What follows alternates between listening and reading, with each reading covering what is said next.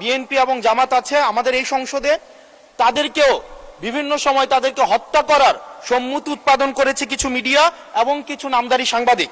এই সাংবাদিকগুলোকে বিভিন্ন হাউজে আবার এখন বর্তমানে পুনর্বাসন করা হচ্ছে। এই জুলাইয়ের পরে এখন টিভি থেকে জুলাইয়ের পক্ষের যারা সাংবাদিক ছিল তাদেরকে বের করে দেওয়া হয়েছে, সময় টিভিকে দখল করা হয়েছে।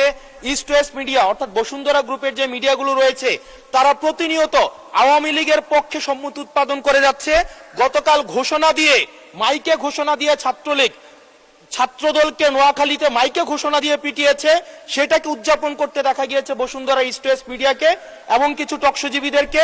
গুম খুনের বৈধতা উৎপাদন করেছে, ভোট চুরির বৈধতা উৎপাদন করেছে, গণতন্ত্রের পক্ষে যারা ছিল তাদেরকে হত্যাযোগ্য করে তোলা হয়েছে।